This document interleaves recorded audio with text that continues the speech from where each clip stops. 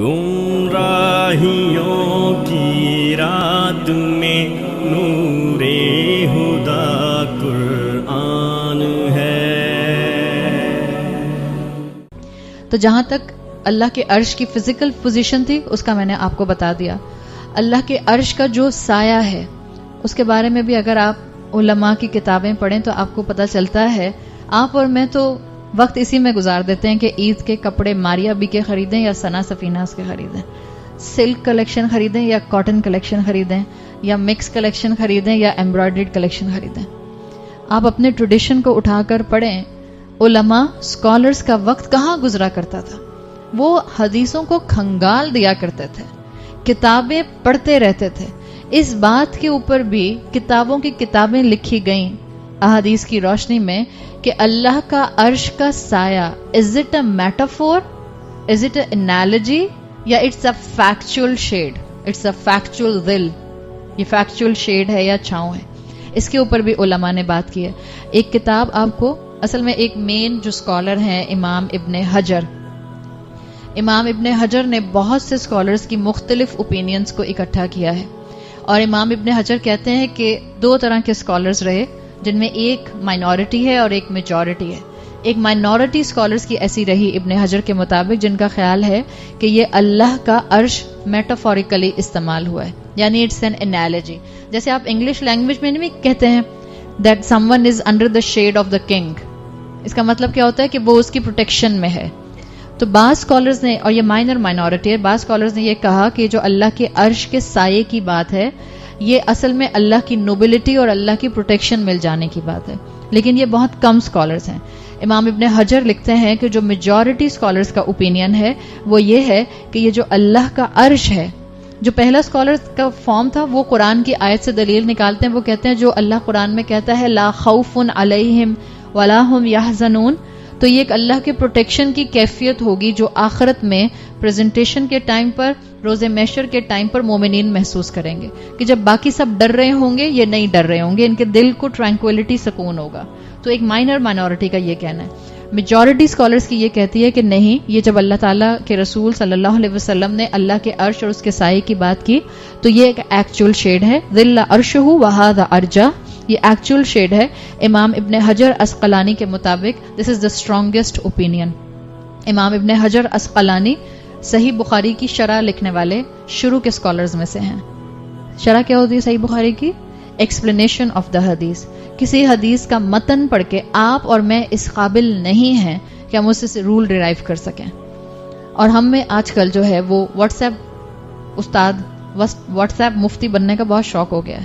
خوب ہم یہاں سے وہاں احادیث فارورڈ کر رہے ہوتے ہیں بغیر اس علم کے کہ اس حدیث کے اندر سے کیا رولنگز نکلتی ہیں. تو علم حاصل کرنے والا انشاءاللہ ہم نے مزاج بنانا ہے. آپ صلی اللہ علیہ وسلم وہ واحد شخصیت ہیں جنہوں نے موت سے پہلے ٹیکنیکلی اللہ کے عرش کے سائے کو ایکسپیرینس کیا. آپ کو جب معراج کرائی گئی تھی، معراج میں آپ کو کہاں تک بلند کیا گیا تھا؟ سدرۃ المنتہا تک بلند کیا گیا تھا. آپ صلی اللہ علیہ وسلم نے اللہ سے کلام کیا تھا behind the veil, behind the حجاب. آپ صلی اللہ علیہ وسلم کے لیے علماء مفسرین یہ بات کہتے ہیں کہ آپ کو عرش کے ایکسپیرینس کو موت سے پہلے کرایا گیا. اور جہاں تک سوال ہے کہ کیا کسی انسان کو، کیا کوئی انسانوں کی کیٹیگری ہے جن کو عالم برزخ میں اس شیڈ کا مزہ چکھایا جاتا ہے؟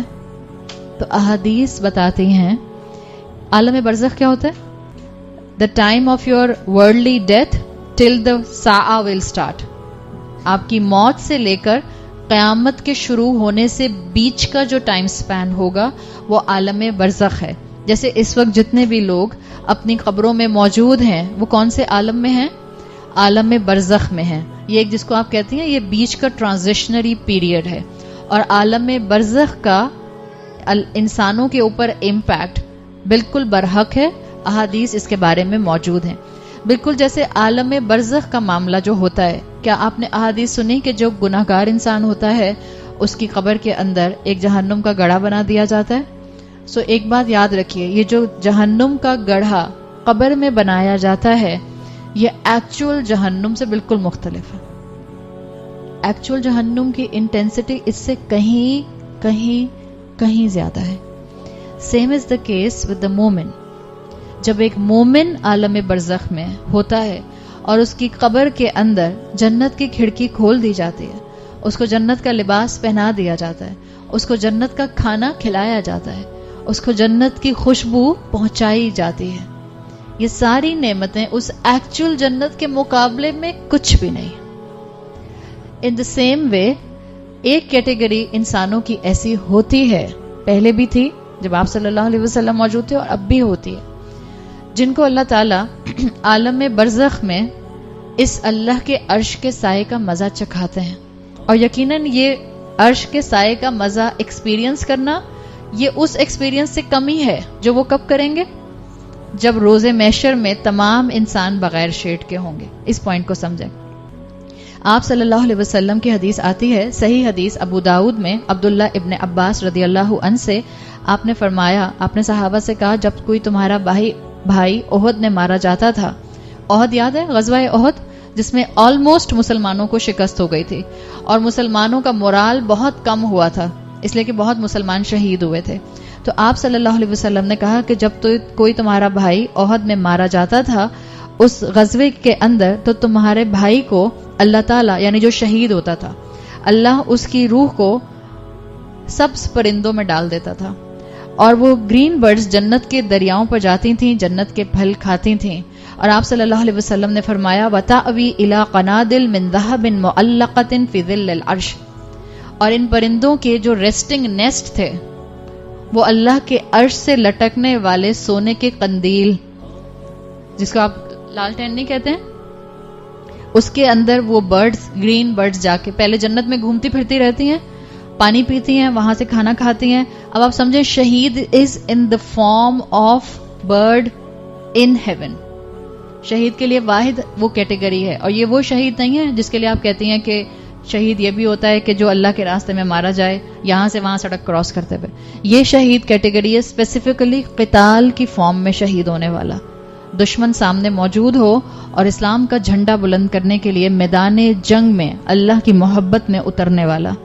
تو آپ صلی اللہ علیہ وسلم نے کہا کہ یہ جنت میں گھومتے پھرتے ہیں اور اس کے بعد یہ اپنے اس شیڈ کے اندر جو لیمپس لٹک رہے ہیں سونے کے, اس کے اندر آ کر آرام کرتے ہیں. پھر آپ صلی اللہ علیہ وسلم نے فرمایا فَلَمَّا وَجَدُوا طَيِّبَ بَاكِرِهِمْ, پھر وہ جنت کی خوبصورتی کو, اس عرش کی خوبصورتی کو, جنت کے مشروب کو ایکسپیرینس کرتے ہیں جو اللہ نے ان کو عطا کیا ہے. قالوا, اور پھر وہ کہتے ہیں مَن يُبَلِّغُ إِخْوَانَنَا أَنَّا أَحْيَاءٌ فِي الْجَنَّةِ, کوئی جا کے پلیز ہمارے پیچھے بھائیوں کو بتا دے جو جنت جو زندگی میں موجود ہیں, ہمیں اللہ نے یہاں زندہ رکھا ہوا ہے. دنیا میں ہم ان کے لیے مر گئے, وہ ہمارے لیے رو رہے ہوں گے مگر ہم زندہ ہیں. کوئی جا کر ہمارا یہ پیغام ہمارے بھائیوں کو ڈیلیور کرے. اور یہ کیوں ان کا کانسیپٹ اللہ کے رسول صلی اللہ علیہ وسلم کے ذریعے یہاں تک پہنچایا گیا, تاکہ ہمارے بھائی, تاکہ مومنین, تاکہ بعد میں اللہ کے رسول صلی اللہ علیہ وسلم کی امت میں عمل کے لیے آگے دوڑنے والے اور قربانیاں دینے والے ہمت نہ ہاریں, گھبرائیں نہیں. یاد رکھیں کہ اس راستے کا ریوارڈ بہت زیادہ ہے.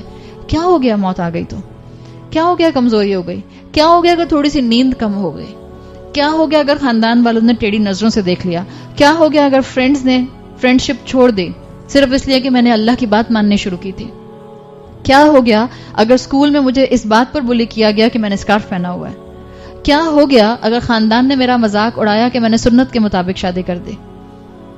یہ سب تسلی کے الفاظ ہیں. اور پھر اللہ تعالیٰ کہتے ہیں, رسول اللہ نے کہا قال اللہ تعالیٰ انا ابلغ عنکم, میں تمہاری طرف سے اس میسج کو پہنچاؤں گا. اور پھر اللہ تعالیٰ نے آل عمران کے اندر آیت نازل کی, وہ جو احد کے مقام پر احد کے بعد نازل ہوئی تھی. فانزل اللہ, تو نازل کیا اللہ نے, ولا تحسبن الذین قتلوا فی سبیل اللہ امواتا, جو اللہ کے راستے میں فوت ہو جائیں, جن کو موت آ جائے, ان کو تم مردہ مت سمجھو, بل احیاء عند ربہم, بلکہ وہ زندہ ہیں اپنے رب کے پاس, یرزقون, اور ان کو رزق بھی دیا جاتا ہے. کس سے ڈرتے ہیں؟ مرنے سے ڈرتے ہیں. آپ کو اور مجھے کون گولی مار دے گا اگر ہم اپنے خاندان کے اندر سنتیں زندہ کرنے کھڑے ہوں گے؟ آپ کو اور مجھے کون اسکول سے باہر نکال دے گا اگر آپ نے اور میں نے حجاب پہن لیا؟ اگر آپ نے اور میں نے آواز اٹھا دی اپنے اسکول کے اندر کے فیئر ویل پارٹی میں میوزک کو بند کیجئے, اگر آپ نے اور میں نے آواز اٹھا دی اپنے اسکول، یونیورسٹی، ہائی اسکول کے اندر کہ ڈانس فلور مت بنائیے، اگر ہم نے اپنی اولادوں کی شادیوں پہ ڈانس فلور نہیں بنائے تو کوئی گولی مار دے گا، ہمیں قتل کر دے گا. اگر گولی بھی مار دے اور یہ ریوارڈ مل جائے تو گولی کھانا اچھا پسند فرمائیں گے آپ لوگ، یا آپ اپنے خاندان کی ٹیڑھی نظریں برداشت نہ کر سکیں گے؟ یہاں بیٹھ کے تو دل یہی چاہتا ہے مگر پھر بھی زبان سے نہیں نکل رہا. آپ سوچیں اگر یہاں زبان سے نہیں نکل رہا اتنا سننے کے بعد بھی، ہاں گولی مار دیں مجھے، گھر جا کے تو بالکل بھی نہیں نکلے گا. دنیا کھینچ لیتی ہے، دنیا ایک ورل پور کی طرح ہے، دنیا کھینچتی ہے، اور آپ کو اپنے آپ کو کھینچ کے اللہ کی اطاعت کی طرف لانا ہے. اللہ کی طرف، اطاعت کی طرف لانے کے لیے آپ کو کانسٹنٹ اللہ کے ساتھ جڑنا ہے، کانسٹنٹ اللہ کا پیغام سننا ہے. تو اللہ تعالیٰ نے یہاں واضح کر دیا کہ اللہ تمام انسانوں کو زندہ کرے گا، اور جو اللہ کے بہترین بندے شہید ہو جاتے ہیں اللہ ان کو اس شیڈ کا سایہ مزہ پہلے ہی چکھا دیتا ہے. اللہ سے دعا کریں اللہ ہمیں شہادت کی موت عطا فرمائے. آپ صلی اللہ علیہ وسلم نے فرمایا جس دل نے کبھی شہادت کی تمنا نہیں کی وہ انسان، وہ مسلمان منافقت پر مر گیا. اللہ ہمیں شہادت کی موت عطا فرمائے. اللہم اجعلنا منہم. انسانوں کو اللہ روز محشر اکٹھا کرے گا، اٹھائے گا. ایمان رکھیے، مت سائنس کی باتوں میں آئیے، مت ایگنوسٹک کی باتوں میں آئیے. کیسے اٹھائے گا؟ جب آپ اور میں گل سڑ جائیں گے، جب آپ اور میں ڈیکمپوز ہو جائیں گے. اٹھائیے سائنس اور پڑھیے جرمن سائنٹسٹ کو. آپ صلی اللہ علیہ وسلم نے 1450 سال پہلے کہا تھا انسان اٹھایا جائے گا عجب الذم، اپنی اسپائن کی ٹیل بون سے. جہاں اس کی ٹیل بون گرے گی، جہاں اس کی ٹیل بون ڈیکمپوز ہوگی، وہیں سے انسان کو اٹھا دیا جائے گا. اور انسان آج کہتا ہے کہ مجھے کیسے اٹھایا جائے گا. آج ہمارے بچوں کے کنفیوژن صرف اس لیے ڈیولپ ہو رہے ہیں کہ ہم اپنے بچوں کو علم کے حساب سے تیار نہیں کر رہے. علم حاصل کیجئے، اللہ کے کلام سے جڑیے، اور جتنا ہو سکتا ہے اپنے آپ کو اللہ کے رسول صلی اللہ علیہ وسلم کے اطاعت کے اوپر لے کر آئیے. اللہ تعالیٰ میرے اور آپ کے لیے اس علم پر جم جانا، اس علم کو تھام لینا، اس علم کو آگے پہنچانا آسان فرما دے. اللہ ہمارے گناہوں کو معاف فرما دے. اللہم انک عفو کریم تحب العفو فاعف عنا. اللہ ہم پر رحم فرما، اللہ ہمیں معاف کر دے، اللہ ہمیں اپنے بہترین بندوں میں شامل فرما. اللہ ہم اس قابل نہیں ہیں لیکن اللہ ہم آپ کے سامنے سر جھکانے والے ہیں. اللہ ہم شرک نہیں کرنا چاہتے. اللہ ہم کسی بھی ہستی کو اپنے سامنے معبود کی شکل میں نہیں دیکھتے. اللہ ہمیں معاف فرما دے.